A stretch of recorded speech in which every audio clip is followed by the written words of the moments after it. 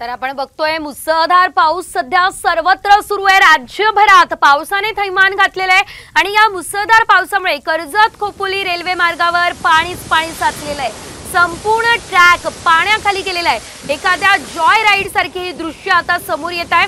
Railway track पाण्याखाली गेलेत आणि त्यातूनच मार्ग काढत मोटरमनला पुढे जाण्याची वेळ आलेली आहे।